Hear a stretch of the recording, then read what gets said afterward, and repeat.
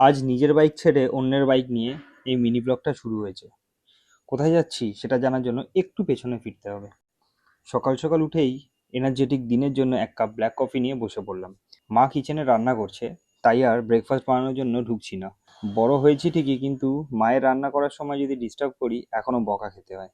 কিছুক্ষণ পর কিচেন ফাঁকা হতে তাড়াতাড়ি বানালাম সকালের ব্রেকফাস্ট, কারণ আজ বাইক সার্ভিসে যেতে হবে। সার্ভিস সেন্টারে গিয়ে অন্যদের বাইকের মডিফিকেশন দাঁড়িয়ে দাঁড়িয়ে দেখে মনে হয় যেন নিজের বাইকেও কিছু না কিছু করি। এরকম অনুভূতি কি তোমাদের সঙ্গে হয়? অবশ্যই আমাকে কমেন্টে জানিও। সময় অনেক যাচ্ছিল আর খিদেও পাচ্ছিল প্রচুর, তাই যিনি সার্ভিস করছিল তার বাইকটা নিয়ে ফিরে এলাম বাড়িতে। এক কাপ লাল চা আর সঙ্গে পিনাট বাটার আর রাইস কেক, এই কম্বিনেশনটা আমার খুবই পছন্দের আর রিকভারির জন্য আমার মিলে খুব ভালো কাজ করে। ফিরে যেতেই শুনলাম আজ বাইকের কাজ তেমন কিছু হয়নি।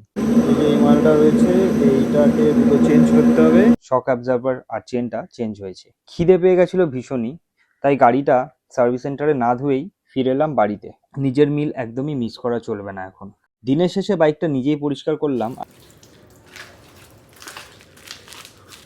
অবশেষে আমাকেই করতে হচ্ছে। এভাবেই কেটে গেল একটা সাধারণ কিন্তু নিজের মতো পারফেক্ট দিন।